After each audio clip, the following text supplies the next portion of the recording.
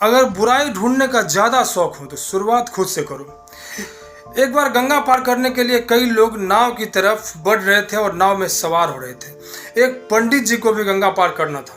वो भी जाके नाव में सवार हो जाते हैं, बैठ जाते हैं। कुछ ही देर में नाव भर जाती है और नाविक नाव को किनारे से अलग करते हुए नाव को बीच मझधार में ले जाता है।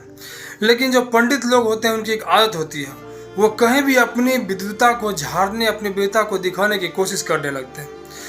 कुछ ही देर के बाद उन्होंने इस नाविक से प्रश्न किया, क्या तुम भूगोल के बारे में कुछ जानते हो? तो उस नाविक जो अनपढ़ था कहा कि नहीं, भूगोल क्या होता है इसके बारे में मैं कुछ नहीं जानता हूँ। तो पंडित जी ने मुस्कुराते हुए उस नाविक से कहा कि तुम्हारी पाव भर जिंदगी पानी में गई।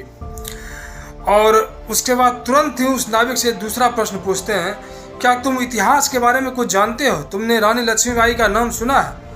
वह नाविक बेचारा बोला कि भाई मैं इसके बारे में कहाँ कुछ जानता हूँ, मुझे तो ऐसा कुछ नहीं पता है। पंडित जी मुस्कुराते हुए फिर से उसको बोले कि तुम्हारी आधी जिंदगी पानी में गई।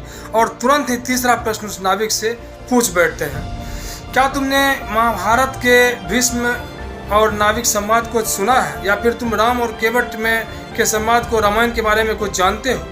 वो अनपढ़ नाविक बेचारा क्या बोलता, कहा कि नहीं ऐसा मैं कुछ नहीं जानता। और पंडित जी ने विजय मुद्रा में उस नाविक से कहा कि तुम्हारी 3/4 जिंदगी पानी में गई। और यही सब होते होते गंगा में का जो धारा था, पानी का प्रवाह था, वो तीव्र होने लगा। नाविक को लगा कि तूफान होने की आशंका है, तो सभी यात्रियों को जो उसमें सवार थे उसने बताया कि हमें लग रहा है कि गंगा में तूफान आने वाला है। और उसने तुरंत ही पंडित जी से सवाल किया, क्या आपको तैरना आता है?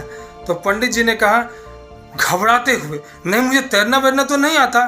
तो उस नाविक ने पंडित जी से कहा कि आपकी तो पूरी जिंदगी पानी में गई। दोस्तों, इस कहानी का आशय यह है कि विद्या किसी का बुराई करने के लिए नहीं होता, या फिर किसी से वाद विवाद करने के लिए नहीं होता, या फिर किसी को नीचा दिखाने के लिए नहीं होता। विद्या होता है किसी की सहायता करने के लिए, किसी का उचित मार्गदर्शन करने के लिए। तो आप भी अपने विद्या का, अपने ज्ञान का सही उपयोग करें, किसी का मार्गदर्शक बने, किसी को अपने ज्ञान से प्रकाशित करें। धन्यवाद।